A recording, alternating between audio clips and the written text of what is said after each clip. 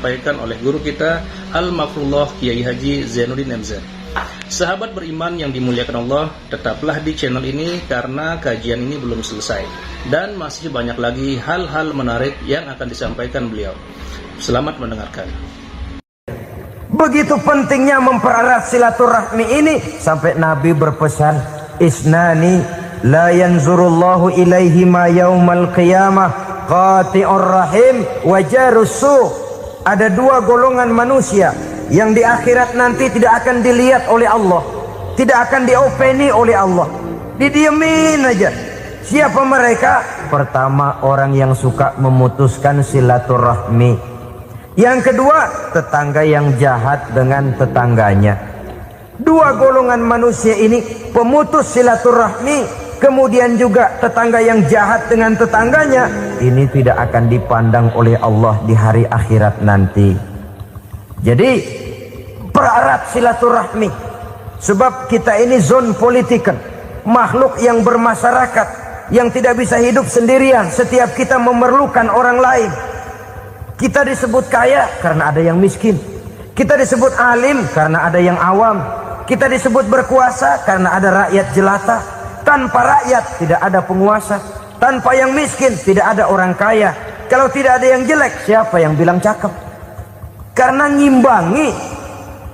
Saudara hadirin, atas dasar ini mestinya kita selalu bersyukur dalam segala posisi, tidak lalu salah terima kepada karunia yang diberikan Allah kepada kita. Saudara hadirin yang saya hormati, pererat silaturahmi, jadikan orang-orang tua kita tempat kita cerita yang enak-enak saja. Yang tidak enak, telan sendiri, usahakan sendiri, carikan jalan keluarnya sendiri. Setidaknya ya diam sajalah. Kalau belum bisa membalas budi baik orang tua, setidaknya jangan menyakiti hati orang tua kita. Sudah lelah dan payah dia mengasuh kita, membesarkan kita, merawat kita, demi setelah kita berumah tangga, seluruh kesulitan kita bawa lagi kepadanya. Karena itu buat para istri juga ini perhatian. Kalau dimarahi suami, jangan cepat-cepat pulang ke rumah orang tuanya. Nggak boleh diomelin dikit, main buntal aja. Gua pulang dah. Pulang. Sampai sana cerita habis-habisan, dikucek kejelekan suaminya. Nanti 2-3 hari balik aja lagi. Kan nggak lucu jadinya. Saudara hadirin, begitu juga suami. Mencaci maki habis istrinya, 2-3 hari baik aja lagi. Konyol, istrinya sudah dicaci maki habis-habisan, dijeleki leluhur-leluhurnya, 2-3 hari baik lagi, mesraan lagi. Kata bininya dalam hati, gua lu jelekin juga, lu pakai juga, payah.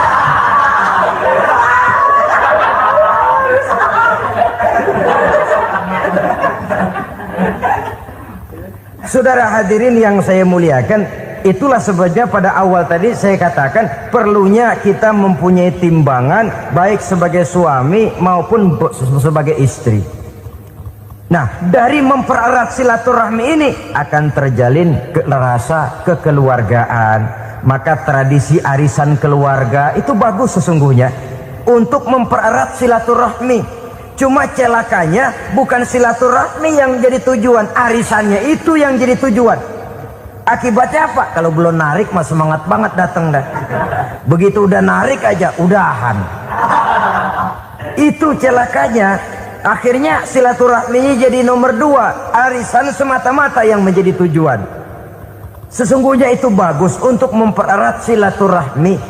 Karena kalau kita dengan kita sesama saudara sudah tidak saling mau mengenal, bagaimana dengan anak-anak kita? Bagaimana dengan cucu-cucu kita? 2-3 generasi yang akan datang tentu akan lebih saling tidak mengenal lagi.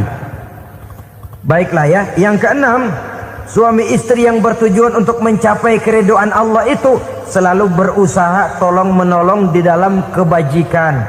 Sebab Allah pesankan itu di dalam Al-Maidah ayat 6, wa ta'awanu 'alal birri wat taqwa wa la ta'awanu 'alal itsmi wal 'udwan.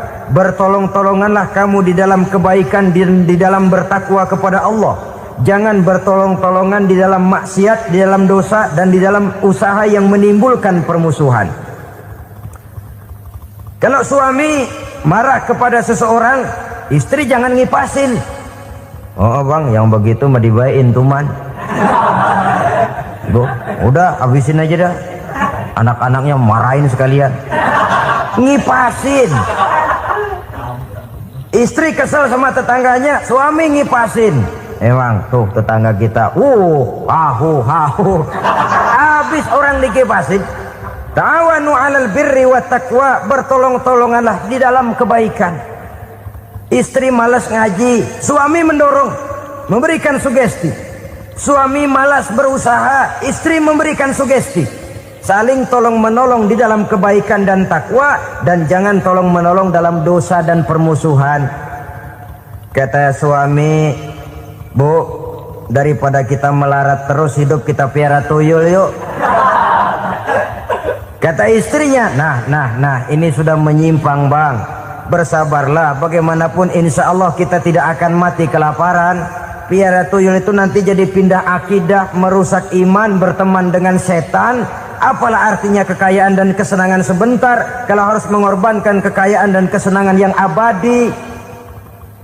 Ini sudah alal ismi wal udwan, sesuatu yang mengandung dosa. Saudara hadirin yang saya hormati, kemudian yang keenam, berbaik sangka. Baik suami maupun istri sama-sama saling berbaik sangka. Suami melepas istri, istri melepas suami dengan hati yang ikhlas. Suami meninggalkan istri di rumah dengan jiwa yang bersih dan rasa yang aman. Ada rasa baik sangka, dan ini modal dasar. Kalau sudah dilandasi oleh buruk sangka, tentu yang lahir nanti adalah perasaan-perasaan yang tidak baik. Akibatnya sangat tidak menguntungkan. Inilah beberapa ciri dari rumah tangga yang didirikan atas dasar mardhatillah, mencapai keridhaan dari Allah. Nanti akan menyusul tujuan berikutnya, diantaranya mendapat keturunan, diantaranya lagi mendatangkan gairah untuk lebih berusaha mencari rezeki karena sudah merasa punya tanggung jawab berupa anak dan istri.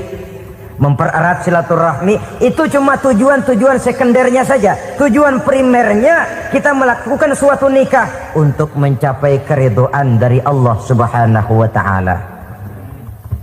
Silakan punya istri cantik, kaya, tapi tujuan utamanya kita membina rumah tangga untuk mencapai ridho dari Allah.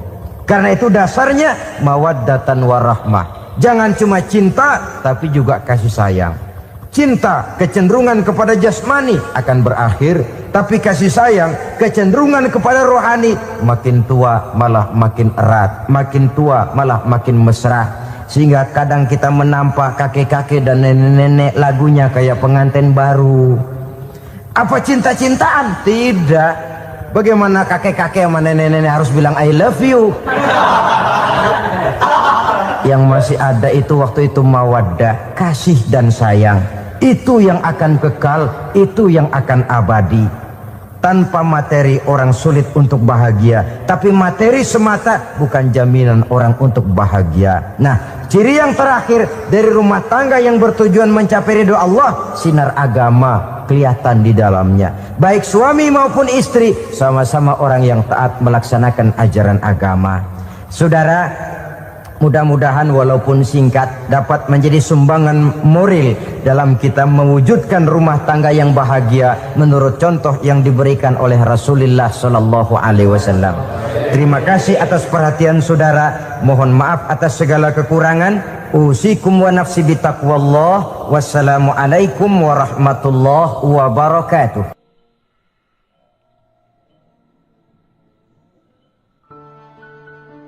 Assalamualaikum warahmatullahi wabarakatuh. Ala alihi wa sahbihi ajma'in, amma ba'du. Saudara-saudara kaum muslimin rahimakumullah. Salah satu dari misi Islam ialah mengangkat harkat dan martabat manusia yang sebelumnya dibedakan oleh warna kulit, oleh suku bangsa dan bahasa. Seluruhnya diikat dengan satu akidah, menghilangkan perbedaan akibat warna kulit, suku bangsa dan bahasa. Termasuk dalam upaya itu betapa Islam telah mengangkat harkat dan martabat kaum wanita. Maka pada pertemuan kali ini kita akan membicarakan tentang peranan wanita sepanjang pandangan agama. Sebelum Islam datang, nasib perempuan nyaris hanya berputar di segitiga saja. Dapur, sumur, kasur.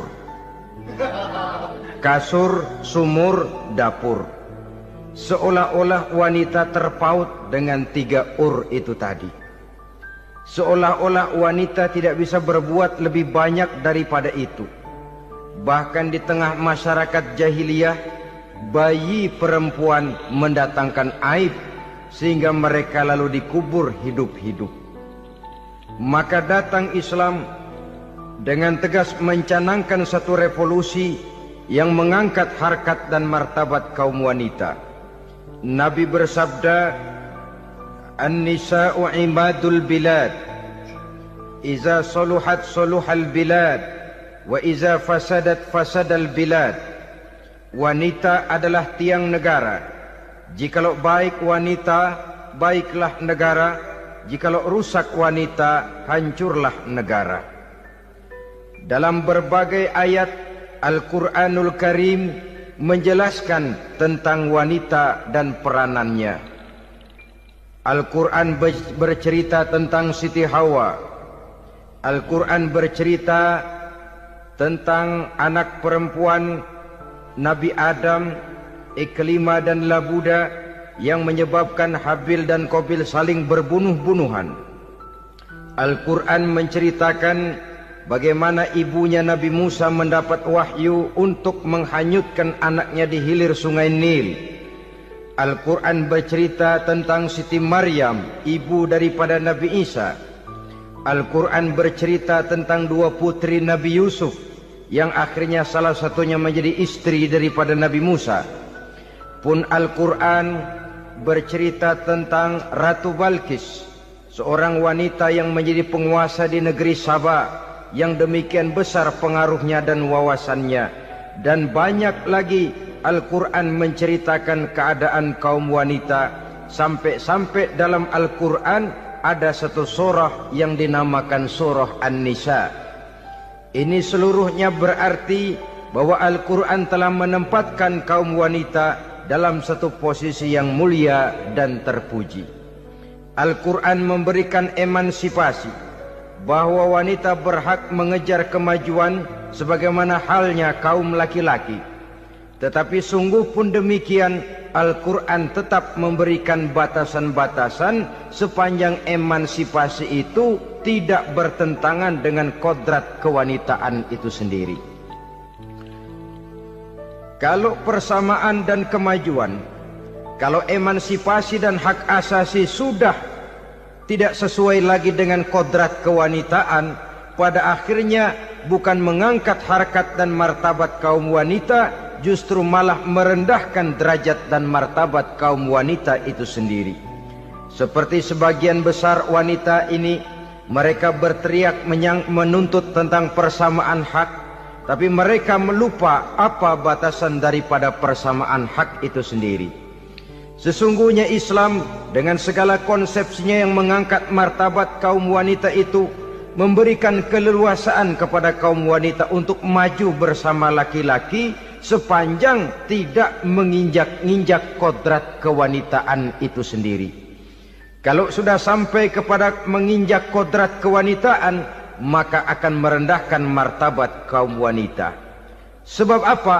Secara fisik dan psikis, agaknya memang laki-laki sudah ditakdirkan oleh Allah untuk menjadi pembimbing bagi kaum wanita. Walaupun tidak tertutup kemungkinan wanita tampil sebagai pemimpin, tetapi dari segi fisik biologis misalnya, laki-laki itu diciptakan kekar, kuat untuk memikul dan melaksanakan tugas-tugas yang berat. Sedangkan perempuan pada umumnya adalah lembut, ayu, lemot, denok, geboy, dan lain sebagainya. Maka kalau kita baca sejarah, Allah itu belum pernah mengutus rasul perempuan. Semua rasul laki-laki. Sebab apa? Secara fisik biologis tugas kerasulan lebih dimungkinkan oleh seorang laki-laki. Tugas rasul itu berat. Kadang-kadang perang, dicaci maki, berhadapan dengan ujung tombak, ujung pedang dan lain sebagainya. Makanya seluruh rasul laki-laki, dan Allah belum pernah mengutus rasul perempuan. Dari segi lain, perempuan itu banyak terhalang untuk melaksanakan ajaran agama. Misalnya 1 minggu dalam sebulan perempuan itu terkena cuti khusus, mengalami masa menstruasi, tidak sholat, tidak puasa, tidak melaksanakan ajaran agama yang tidak dibolehkan pada saat menstruasi itu. Kalau ada rasul perempuan, lalu saat malaikat akan menyampaikan wahyu, kebetulan rasulnya sedang wah, itu bisa balik lagi malaikat Jibril ke langit itu.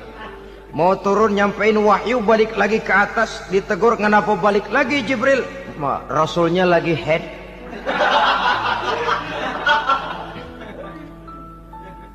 Atau pada saat agama dalam bahaya, agama dalam hinaan, agama dalam ancaman, rasulnya perempuan kebetulan sedang hamil besar. Apa lalu perang ditunda? Pengumuman perang ditunda saja sampai rasul melahirkan. Tentu lebih tidak mungkin lagi. Secara fisik biologis laki-laki lebih memungkinkan untuk melaksanakan tugas kerasulan ini. Maka seluruh rasul yang diutus Allah adalah laki-laki. Saudara hadirin yang saya muliakan, sungguh pun demikian, Islam itu mengangkat martabat wanita sedemikian tinggi sebagai tiang negara yang menentukan jatuh dan bangunnya negara, yang ikut mewarnai bahkan menjadi warnanya suatu negara. Walaupun peranannya memang tidak begitu kelihatan, tapi sesungguhnya amat sangat menentukan. Oleh karenanya, secara umum emansipasi yang digariskan oleh Islam, emansipasi yang tidak bertentangan dengan kodrat kewanitaan di berbagai aspek kehidupan. Kalau sekarang emansipasi ini kelihatannya sudah salah pasang, salah kaprah. Bahkan belum lama kita menyaksikan bagaimana ada binaragawati. Di zaman sekarang perempuan sudah mulai angkat besi. Saya mulai mikir kalau perempuan sudah pada angkat besi, ini sudah tanda suaminya udah dekat dibanting-bantingin ini. Tahun-tahun mendatang mungkin akan menyusul perempuan mulai narik becak.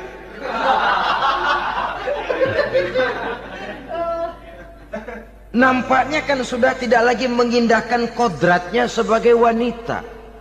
Ada olahraga yang hanya pantas dikerjakan oleh laki-laki. Oleh karena itu pada kesempatan ini kita akan mencoba melihat peranan wanita dari berbagai dimensinya. Yang pertama, peranan wanita sebagai istri. Adalah Rasul memilih istri pertamanya Sayyidatuna Khadijah radhiyallahu anha. Kalau pilihan utama beliau pertama kali nikah dengan Siti Khadijah, jelas itu pilihannya bukan karena kecantikan. Kenapa? Beliau nikahi Siti Khadijah dalam usia 40 tahun Khadijah dan 25 tahun Rasul. Statusnya janda pula. Kalau beliau seorang pemburu kembang, pemburu bunga, kenapa mesti nikah dengan janda berumur 40 tahun? Sedangkan beliau waktu itu masih berumur 25 tahun. Apa sasaran utamanya? Bisa kita lihat nanti. Setelah beliau diangkat menjadi Rasul, ternyata Khadijah lebih daripada seorang istri. Beliau masuk ke dalam staf Nabi. Orang lain beliau belum beriman, beliau malah beriman lebih dahulu sebagai perempuan pertama yang masuk Islam. Orang lain memusuhi Nabi, beliau malah mengorbankan hartanya untuk membantu perjuangan Nabi. istri setia semacam ini, dengan peranannya sebagai istri yang sedemikian rupa, memberikan andil yang sangat besar bagi kesuksesan dan keberhasilan seorang suami. Sebaliknya, seorang istri bisa mempengaruhi suaminya. Seorang suami yang jujur, polos, lugu, sederhana, bisa jadi koruptor ulung kalau didorong-dorong oleh istrinya. Seorang istri Pak Lurah memang tidak ikut mengatur kelurahan, tapi dia bisa mewarnai suaminya. Seorang istri gubernur memang tidak ikut mengatur provinsi, tapi dia bisa mewarnai suaminya. Sepanjang warnanya positif, tentu sangat baik dan sangat diharapkan. Tetapi kalau warnanya negatif, kiamatlah akibatnya umat ini. Oleh sebab itu, peran pertama dari kaum wanita sesungguhnya adalah sebagai istri yang mendampingi suami untuk mengolah dan melaksanakan tugas-tugas besar. Dari seorang yang paling kecil sampai kepada seorang yang punya jabatan paling tinggi sekalipun, pengaruh dan peranan istri memang sangat menentukan. Saudara hadirin kaum muslimin rahimakumullah. Itulah sebabnya Nabi menikah dengan Siti Khadijah. Dan lebih dari itu, sebelum menikah dengan Nabi, Siti Khadijah itu sudah terkenal sebagai pengusaha wanita, business girl kalau bahasa sekarang ini. Bahkan jaringan bisnisnya tidak hanya Mekah saja, tidak hanya antar kota, bahkan sudah antar negara. Dari Mekah ke Syam, dari Mekah ke Madinah dan lain sebagainya, yang bahkan kita tahu Rasul pada mulanya pun ikut membantu perdagangannya Siti Khadijah radhiyallahu anha ini. Jadi kalau bercermin dari karier Siti Khadijah, boleh saja wanita bergerak di bidang bisnis, asal memang profesi, bukan karena dengan senjata dan modal kecantikan lalu membujuk dan meraih orang sampai telap sehingga bisnisnya berjalan lancar dengan jalan menjual kecantikannya. Tidak, bergerak di bidang bisnis yang memang profesinya di situ. Tidak ada salahnya. Bisa saja perempuan menjadi bisnis girl seperti yang dicontohkan oleh Siti Khadijah radhiyallahu anha ini. Sebab itu, kontes-kontesan yang hanya bertitik kepada rupa yang ayu saja, rupa yang cantik saja, sesungguhnya bukan hanya tidak bermanfaat, tapi saya pikir juga sangat tidak mendidik. Yang mengajar anak-anak remaja putri kita untuk berlomba-lomba hidup dalam kepalsuan. Alis mata palsu, hidung pesek dimancungin palsu, operasi plastik. Alis matanya dikerik bikin yang palsu, tai lalat lagi bikin yang palsu, gincu bibir dimerahin palsu. Seluruhnya hidup dalam kepalsuan. Akan lebih baik kalau kita ini misalnya mengadakan kontes yang menitik beratkan kepada ketinggian IQ, kecerdasan, kemampuan, skill, keahlian dan kemampuan. Tidak hanya dititik beratkan kepada rupa yang ayu dan cantik semata-mata. Sebab di samping manfaatnya diragukan, juga sangat tidak mendidik buat generasi yang akan datang. Terutama ibu-ibu, peran utama wanita sesungguhnya adalah sebagai istri mendampingi suami dalam melaksanakan tugas-tugas besar. Satu hari, serombongan ibu-ibu pernah datang menghadap Rasul mengajukan satu resolusi. Protes kalau bahasa kita sekarang. Ya Rasul, ada apa bu? Kalau laki-laki sih enak. Enak bagaimana? Iya, kalau orang laki-laki sholat, perempuan sholat. Laki-laki puasa, perempuan puasa. Laki-laki pergi haji, perempuan pergi haji. Laki-laki menuntut ilmu, perempuan bisa menuntut ilmu. Tapi kalau laki-laki pergi jihad, perang membela agama, kami perempuan tidak bisa ikut jihad perang di medan pertempuran. Padahal pahala jihad sangat besar dan kami ingin mendapat pahala jihad. Tidak adil kalau begini ya Rasul, izinkan kami pergi jihad. Ini perempuan di zaman Rasul, kalau ada kebaikan tidak bisa ikut, rasanya rugi bukan main, lalu protes. Apa jawab Rasul? Beliau senyum. Ibu-ibu jangan khawatir. Walaupun ibu-ibu tidak maju ke medan perang, ada ibadah yang pahalanya sama dengan pahala jihad itu. Apa ya Rasul? Beliau menjawab, jihadukunna fi baitikunna. Jihadnya ibu-ibu, jihadnya kaum wanita adalah di rumah tangganya sebagai istri. Memasak makanan suaminya, mencuci pakaian istrinya, mengasuh, merawat dan membesarkan anak-anaknya, itu seluruhnya bagian daripada ibadah yang pahalanya tidak kurang dengan pahala jihad. Kenapa? Al-Quran itu memberikan sesuatu sesuai dengan kedudukannya. Kalau perempuan pergi perang jihad membela agama, musuhnya laki semua, kayak apa perangnya? Itu musuhnya bisa nggak mau pakai pedang, perangnya udah gulat aja udah. Sehingga Rasul lalu memberikan satu jalan keluar yang membuat wanita-wanita itu lega.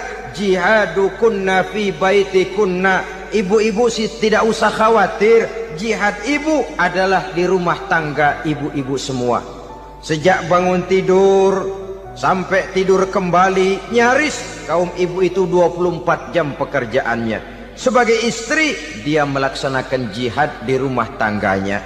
Peranan wanita yang pertama adalah sebagai istri, yang walaupun tidak kelihatan dan menonjol seperti halnya laki-laki, tapi sangat mewarnai, bahkan menjadi warna dari tugas apapun yang dihadapi oleh suaminya. Dulu ada seorang orator, kalau pidato hebat bukan main. Kalau dia bernada gembira, semua orang senyum. Kalau dia bercerita tentang sesuatu yang sedih, satu masjid orang nangis. Orang tanya kepadanya, Pak, bisa pidato begitu hebat, siapa yang bikin? Ya saya sendiri. Istrinya dari belakang bilang, tidak, yang bikin pidatonya hebat saya. Kata suaminya, mana bisa, saya, kata istrinya.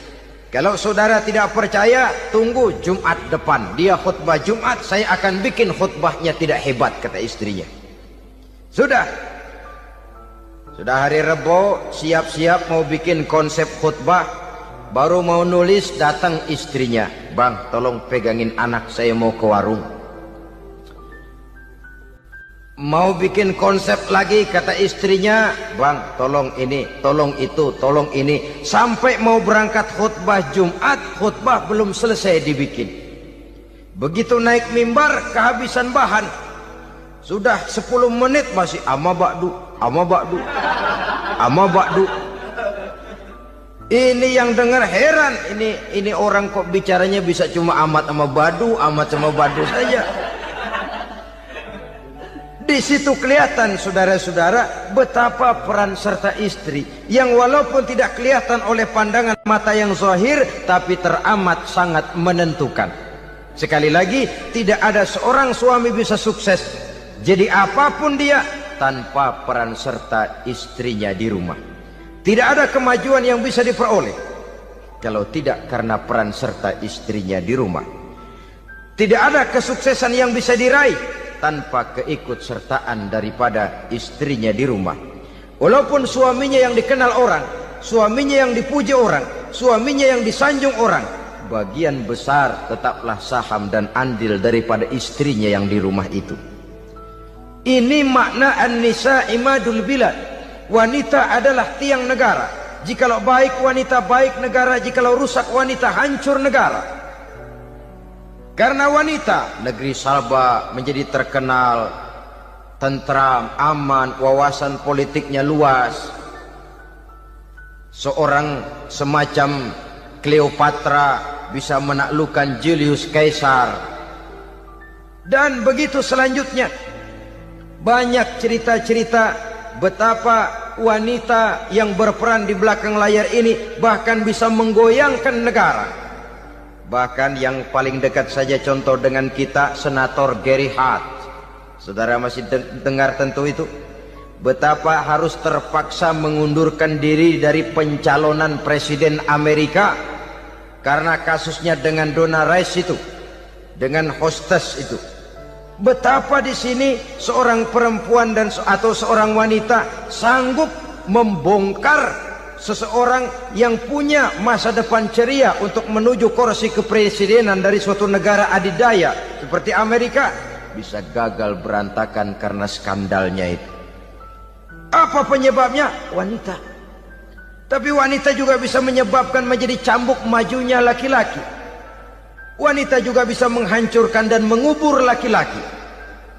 Saudara hadirin yang saya muliakan, ia memang kelihatannya makhluk yang lemah, tapi di balik kelemahannya itu sesungguhnya dia bisa menelan laki-laki yang bagaimanapun besarnya.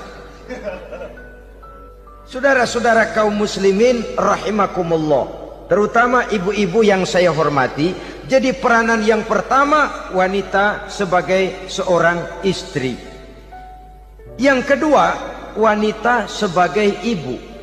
Ini juga sangat besar pengaruhnya dalam membentuk generasi masa yang akan datang.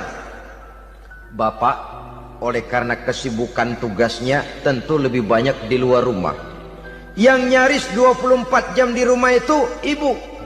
Bagaimana dia merawat anaknya, bagaimana dia menaruh perhatian terhadap anaknya, bagaimana ia melimpahkan kasih sayang kepada anak-anaknya, akan membentuk kepribadian anak dan artinya membentuk generasi yang akan datang.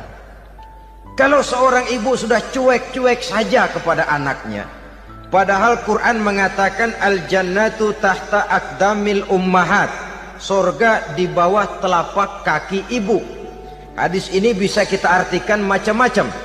Pertama, anak tidak akan mendapat kebahagiaan tanpa ridho daripada ibunya. Kedua, ibu adalah wanita agung yang harus ditaati. Ketiga, neraka atau surga anak bergantung kepada ibu, bagaimana dia mewarnai anak. Kalau ibunya cuek-cuek saja sama anaknya, dan sering jadi contoh klasik, kalau anak ayamnya beduk maghrib belum pulang, satu RT dicariin, hansip diundang, kalau perlu dan ramil dilaporin. Tapi kalau anak gadisnya jam 12 tengah malam belum pulang, ibu tenang saja Pak. Tidak tergerak dan tidak tertarik hatinya. Ya tentu tidak semua. Kalau sudah begitu, bukankah hakikatnya ibu sudah menciptakan neraka buat anaknya sendiri? Khalil Gibran dalam satu tamsil yang indah pernah mengatakan, kalau kita diberikan sebutir mutiara, sebutir intan, dan intan itu sebutirnya sebesar telur ayam, benda yang sangat langka dan berharga, tentu kita sayang intan atau mutiara itu. Kita jaga baik-baik, kita simpan dalam kotak, kotaknya kita kunci, kotak itu kita simpan di dalam lemari, lemarinya kita kunci lagi, lemarinya ada di dalam kamar, kamarnya pakai pintu, pintunya kita kunci lagi. Kamar itu ada dalam rumah, rumahnya pakai pintu, dikunci lagi. Kemudian rumahnya pakai pintu gerbang besar, gerbangnya juga digembok lagi. Untuk menjaga intan itu jangan sampai hilang, begitu usaha kita berlapis-lapis. Dan intan itu sudah diberikan kepada kita, kata Khalil Gibran. Apa dia? Anak-anak yang diamanahkan Allah kepada kita. Itu intan-intan mahal, itu mutiara-mutiara pilihan yang dititipkan dan diamanahkan untuk kita jaga sebaik-baiknya. Haruskah dia sia-sia di tangan kita? Haruskah dia merana jatuh di tangan ibu yang tidak punya tanggung jawab? Saudara hadirin yang saya muliakan, oleh karenanya peranan sebagai ibu ini sangat menentukan bagi pembentukan generasi yang akan datang. Salah ibu mengarahkan anak, akan lahir generasi mendatang yang tidak kita harapkan. Sehingga Nabi bersabda, kullu mauludin yuladu 'alal fitrah fa abawayhi yuhawwidanihi aw yunassiranihi aw yumajjisanihi. Setiap bayi dilahirkan dalam keadaan suci, setiap bayi dilahirkan dalam keadaan bersih, tidak punya dosa. Islam tidak mengenal dosa warisan. Semua saja bayi lahir dalam keadaan suci dan bersih. Kalau demikian lalu bagaimana? kata Nabi, ibu bapaknya lah yang kelak akan menjadikan anak itu sebagai Yahudi, yang kelak menjadikan itu anak itu sebagai Nasrani, atau menjadikan anak itu sebagai Majusi. Ibu bapaknya yang mewarnai anak. Ibaratnya anak itu kertas putih, mau ditulis tinta hijau warnanya hijau, mau ditulis tinta merah warnanya merah, mau ditulis tinta hitam pun warnanya hitam. Oleh karena itu pembentukan anak yang soleh secara mental sesungguhnya sudah diwarnai oleh kebiasaan ibu bapak dalam pergaulan di rumah tangganya secara mental. Sehingga dengan demikian saudara-saudara, salah kaprah ibu dalam mengarahkan anak-anaknya akan melahirkan generasi penerus yang sungguh-sungguh tidak kita harapkan, dan pada gilirannya akan membahayakan perkembangan bangsa dan negara, membahayakan kita sebagai suatu umat. Apalagi sekarang ini masih banyak orang-orang muslim, orang-orang tua muslim yang kadang-kadang menyekolahkan anaknya di sekolah yang membahayakan akidahnya, mematikan imannya, menghancurkan tauhidnya. Pokoknya asal bonafid keluar sekolah ada jaminan lapangan kerja, perkara anak mau kafir mau murtad bukan urusan. Alangkah ironi dan sangat menyedihkan. Saudara-saudara yang saya hormati, jadi dari segi kaum wanita peranan ibu sangat besar. Dari segi anak, ketaatan kepada ibu, doa restu ibu akan membawa kepada kebahagiaan hidup. Doa ibu mustajabah, kutukan ibu manjur. Beberapa hikayat dan riwayat menjadi contoh dan tamsil buat kita betapa tidak ada satu kebahagiaan di dunia ini yang bisa ditegakkan tanpa doa restu daripada ibu. Pantas kalau dalam Al-Quran ada ummul kitab, ibunya atau induknya kitab. Tiap negara punya ibu kota, bapak kota tidak ada. Lalu lagi wawasan Nusantara disebut ibu pertiwi, bapak pertiwi kemana tahu.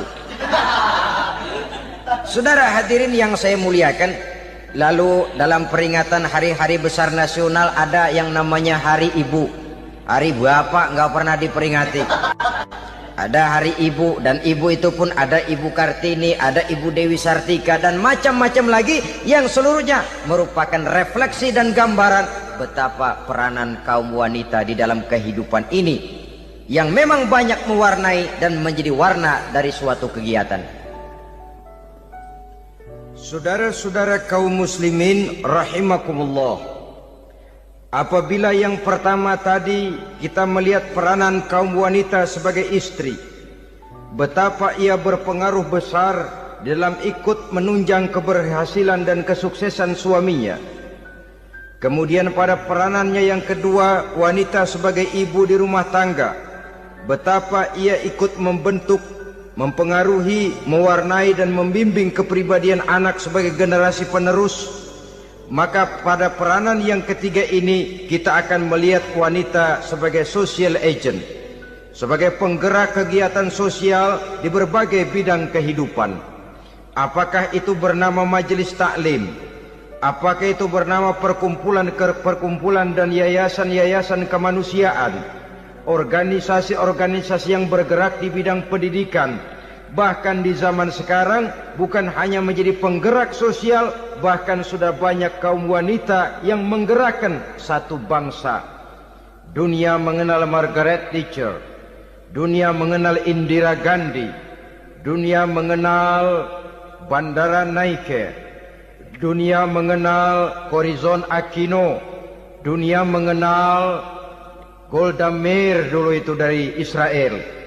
Dunia mengenal Imelda Marcos yang ambisius, tapi yang kemudian melangkah kepada jalan yang negatif dari tujuan semula. Ini bukan hanya sekedar social agent, tapi bahkan sudah mengarah kepada menggerakkan dan mewarnai suatu bangsa. Islam membuka pintu ke arah itu. Wanita duduk dan berfungsi sebagai social agent, mengurus berbagai macam perkumpulan-perkumpulan yang bertujuan kepada kebajikan, menyantuni yatim piatu, memelihara kesehatan, menyayangi binatang, memelihara kelestarian lingkungan dan lain sebagainya. Islam membukakan pintu sepanjang peranan sebagai istri dan sebagai ibu tidak diabaikan. Ini sebab yang utama. Salah seorang perempuan, kaum wanita, kalau terlalu aktif berorganisasi, terlalu aktif bermasyarakat, terlalu aktif dalam berbagai macam perkumpulan, lalu melupakan tugas utamanya sebagai istri dari suaminya, sebagai ibu dari anak-anaknya. Ibu asik rapat sana, rapat sini. Anak tidak pernah diajak rapat. Akhirnya si anak bikin perkumpulan sendiri, rapat menurut versi mereka. Sehingga akibatnya yang timbul anak merasa kurang diperhatikan oleh ibunya.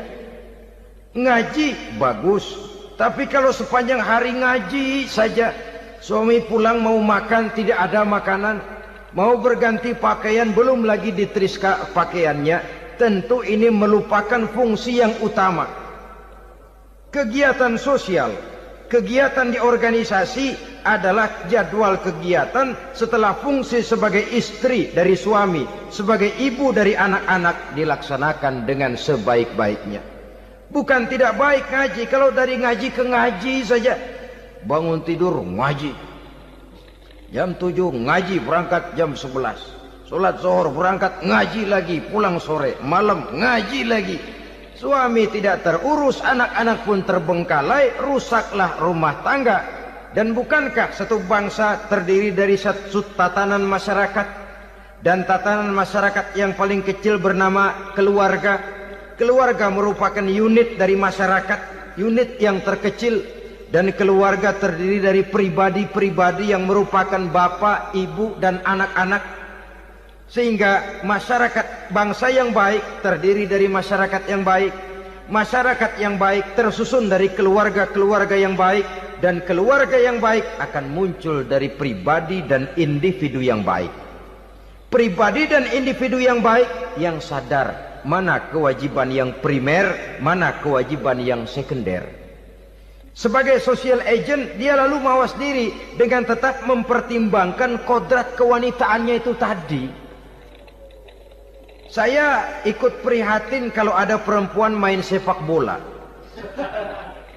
Dan saya yakin betul kalau perempuan main sepak bola, yang nonton pasti bukan nonton bola. Ya mungkin bola juga, tapi bola yang mana? Itu wallahu a'lam. Boy, ya dicari olahraga yang sesuai dengan kodrat kewanitaan begitu. Dicarilah olahraga yang sesuai dengan kodrat kewanitaan. Sepak bola sudah maju, ya belakangan saya katakan tadi muncul lagi wanita angkat besi. Belakangan bisa kita bayangkan wanita main tinju. Babak belur sudah kalau sudah begitu. Kemajuan dengan melupakan kodrat kewanitaan akan menyengsarakan kaum wanita itu sendiri.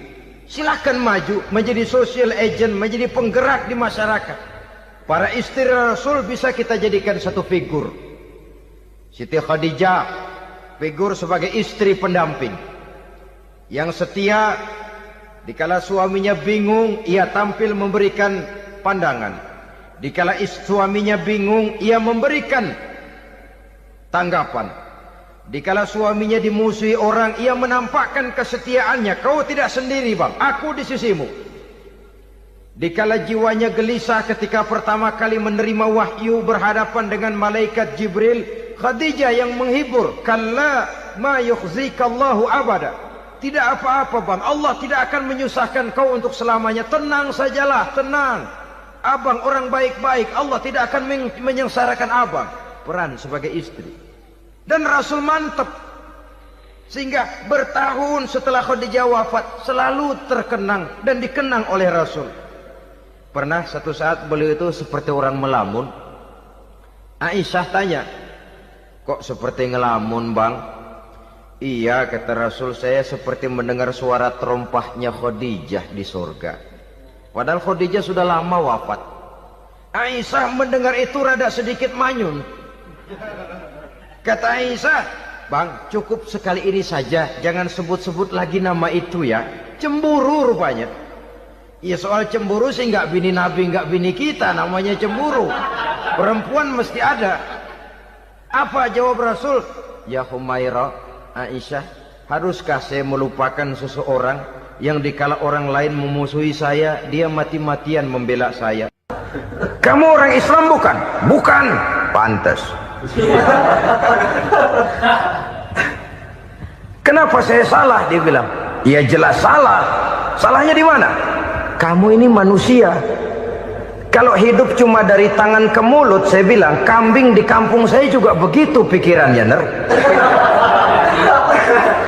Itu kambing di kampung saya, asal perutnya kenyang sudah hidup dia. Perkara besok bagaimana, lusa prospeknya macam mana, bulan depan ada apa, kambing nggak pernah mikir. Di kampung saya kambing juga pikirannya begitu. Kamu Kristen ya? Tadinya. Loh kok tadinya, lalu apa sekarang kamu ini? Dia bilang sekarang saya netral. Saya tidak beragama, tapi saya percaya kepada Tuhan sebagai pencipta alam. Assalamualaikum warahmatullahi wabarakatuh. Waalaikumsalam warahmatullahi wabarakatuh. Alhamdulillah wassalatu wassalamu ala sayyidina Rasulillah sayyidina wa maulana Muhammad ibn Abdullah wa ala alihi wa sahbihi wa mawala la hawla wa la quwwata illa billah amma ba'du. Bapak-bapak, ibu-ibu, saudara-saudara kaum muslimin rahimakumullah. Di dalam kehidupan kita sebagai seorang muslim, minimal 5 kali dalam sehari semalam kita mendengar seruan untuk mendirikan solat yang disebut azan. Ada kalimat menarik di dalam kalimat azan itu, yakni seruan hayya 'alal falah, marilah menuju kepada keberuntungan, marilah meraih kemenangan. Seruan ini adalah kecenderungan dari setiap manusia, apapun warna kulitnya. Artinya setiap orang dalam hidup selalu ingin meraih dan mencari kemenangan. Kemenangan akan melahirkan kepuasan batin, dan kepuasan batin memberikan kebahagiaan. Sedangkan kekalahan melahirkan penderitaan batin, dan penderitaan batin menjerumuskan seseorang di dalam berbagai bentuk kerugian. Jikalau inilah seruan azan, maka masalahnya ialah apa yang menyebabkan kita meraih kemenangan.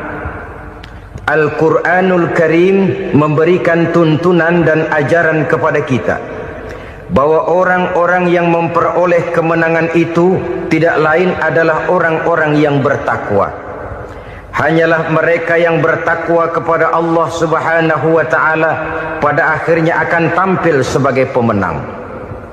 Lalu siapa orang yang bertakwa itu? Dijelaskan dalam awal-awal Al-Baqarah, orang yang bertakwa yang akan meraih kemenangan.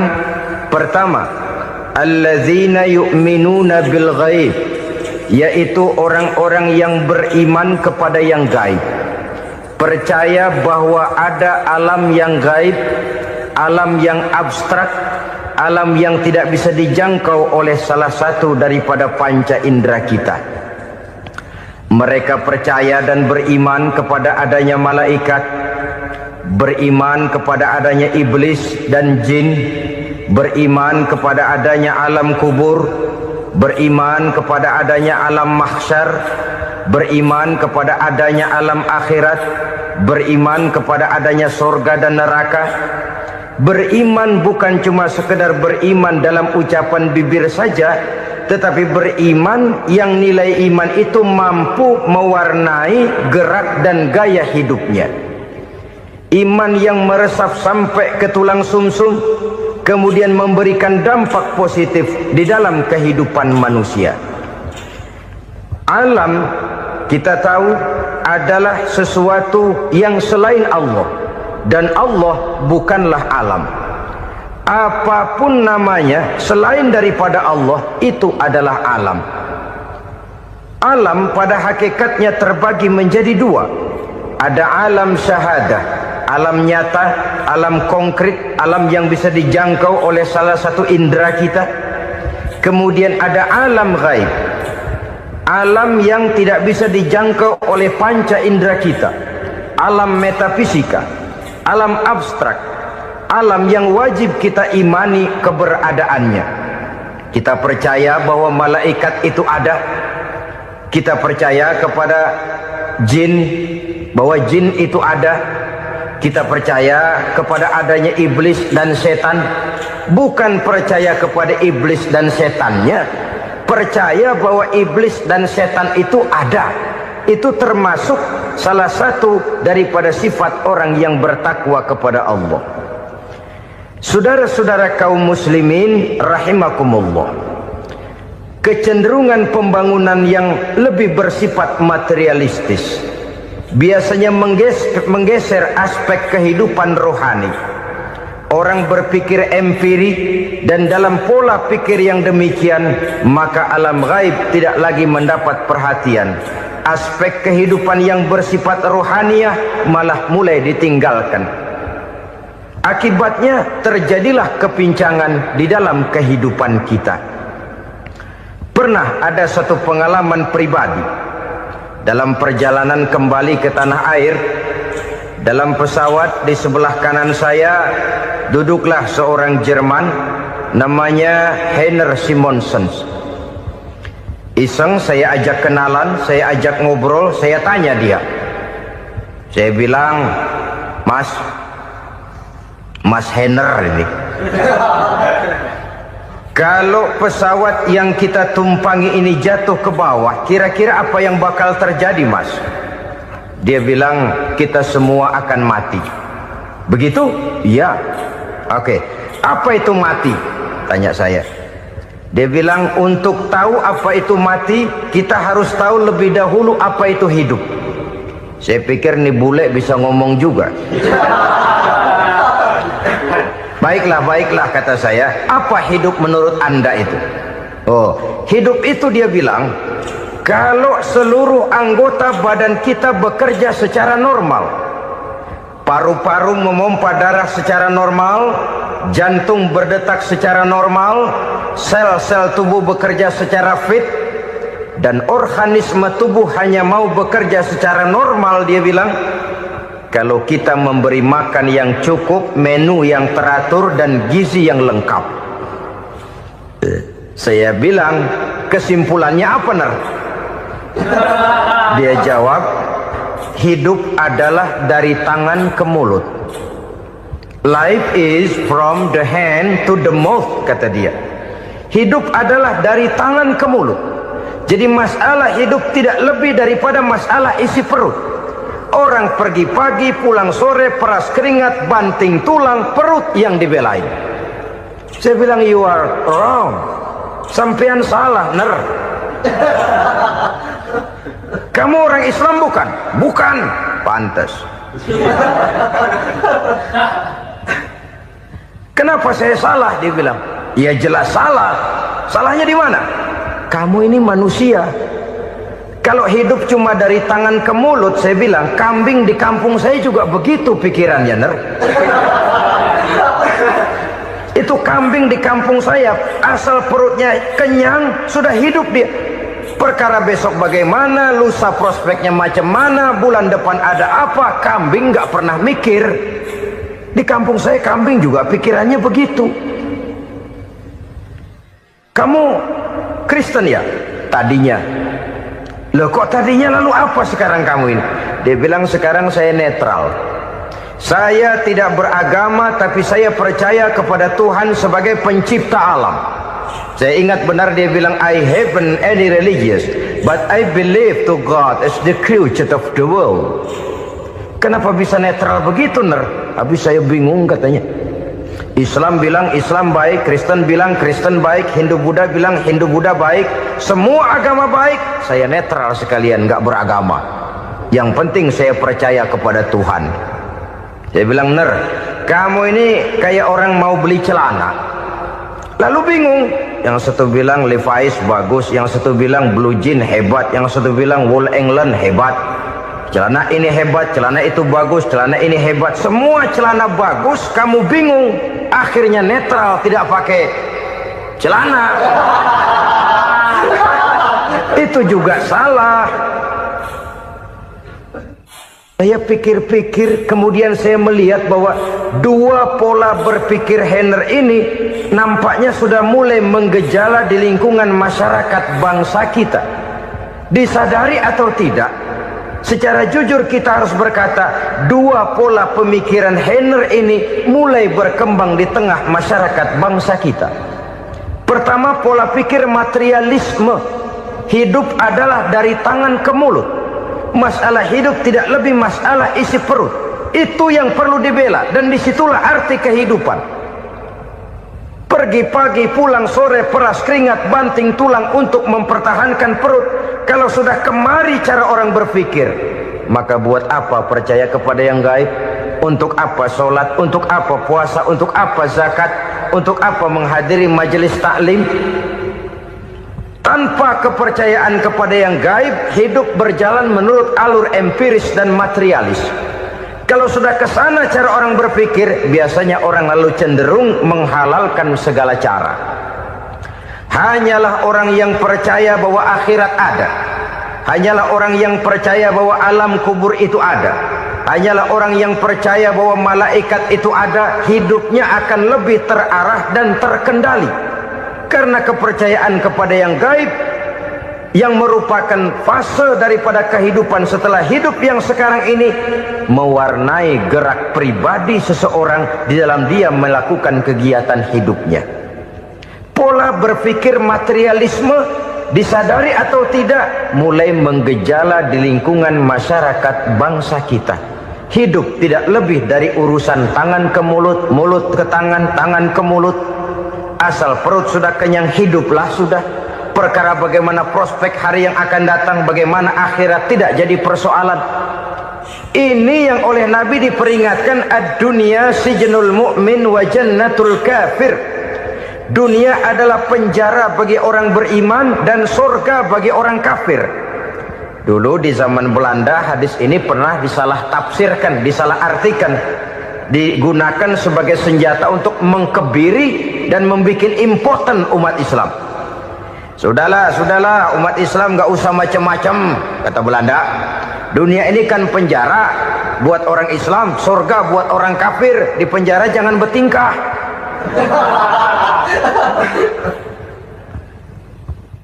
Pengertiannya tidak begitu.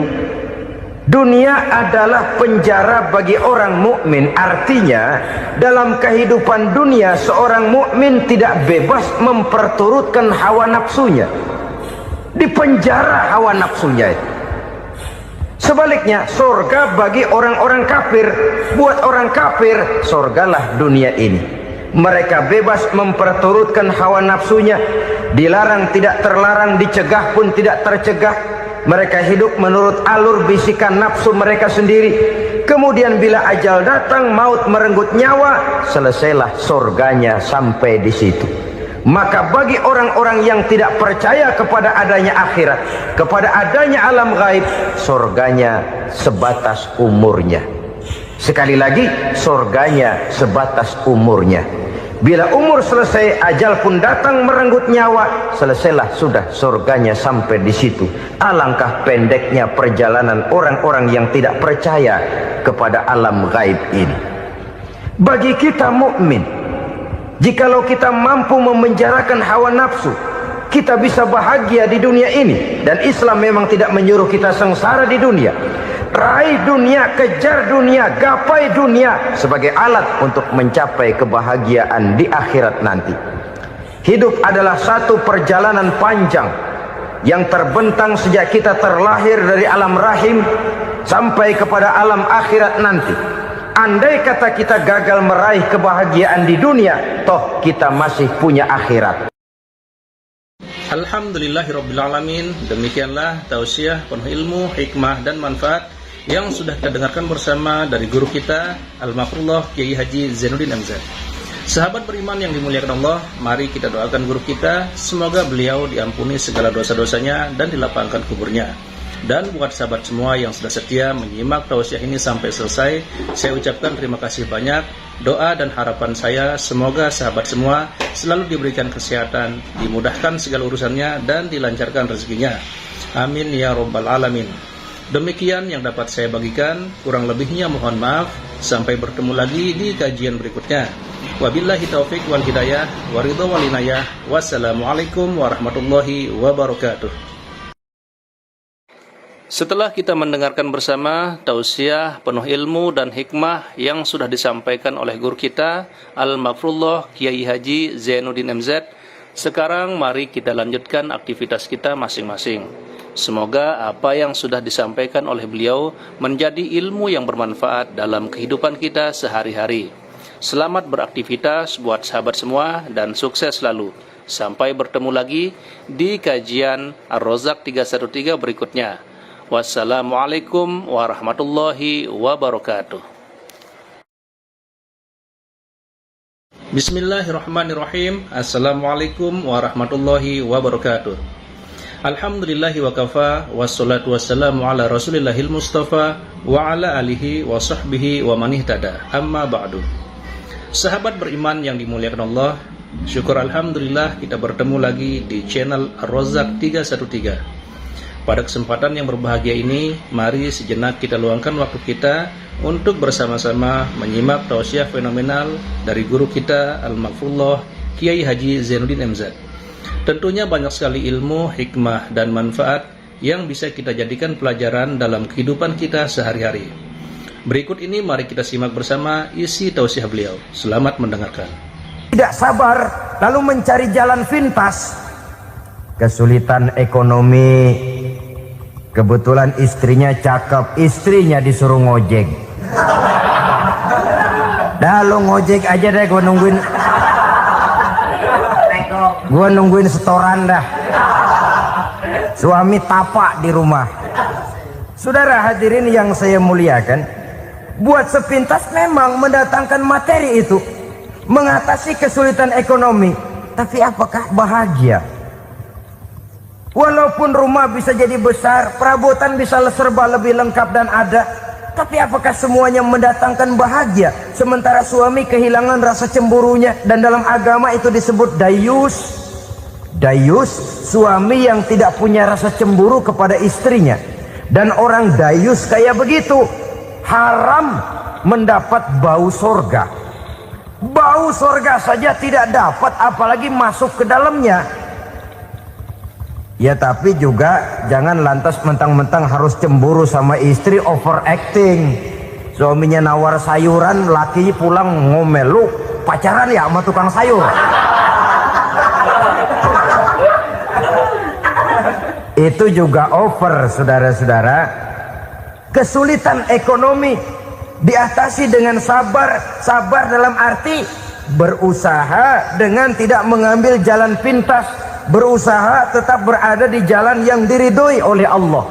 Ini yang jadi problema ini rumah tangga sekarang ini, kesulitan ekonomi, di mana lapangan kerja sulit, di mana persaingan hidup tajam, sedangkan kita hidup ingin seperti orang lain.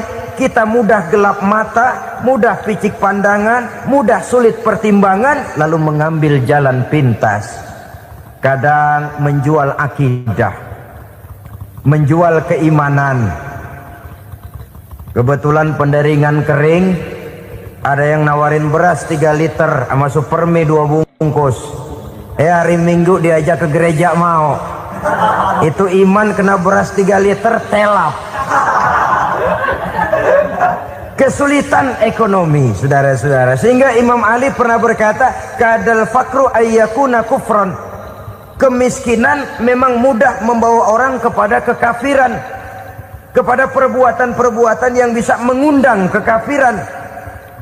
Oleh karena itu dalam tamsil lain beliau berkata, kalau ada ular dan ada kemiskinan, kemiskinan yang saya getok lebih dulu, kemiskinan yang saya bunuh lebih dahulu. Karena kemiskinan mudah membawa orang kepada kekufuran.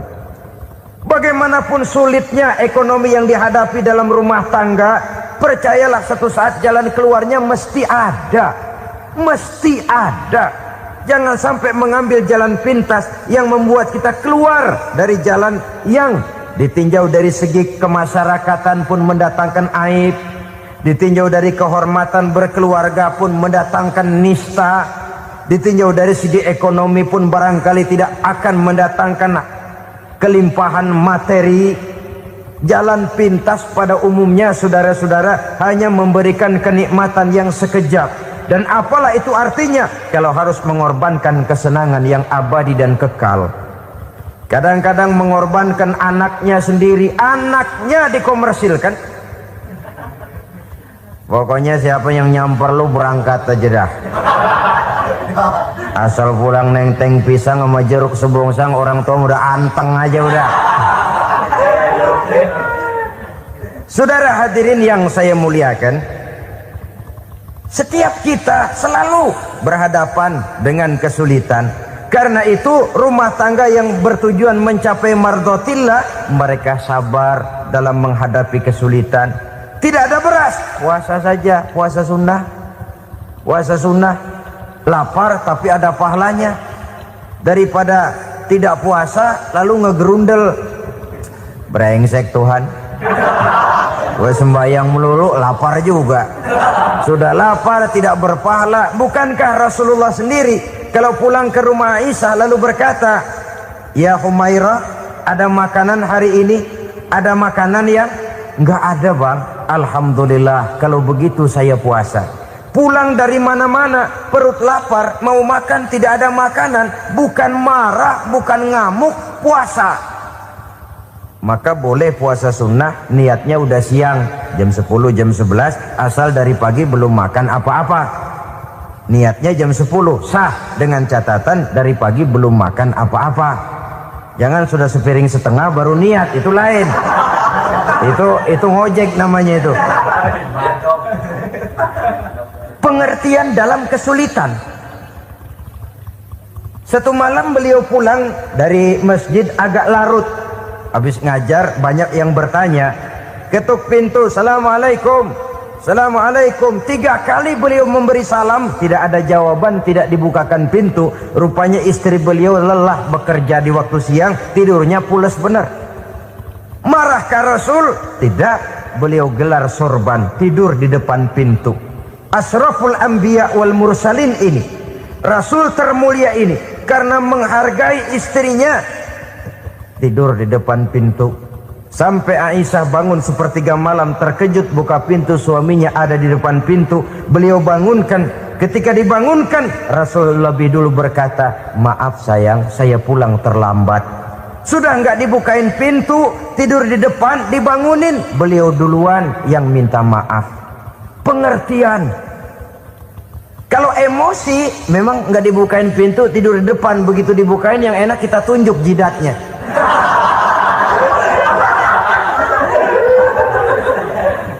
Saudara hadirin yang saya muliakan, kesulitan di dalam kehidupan merupakan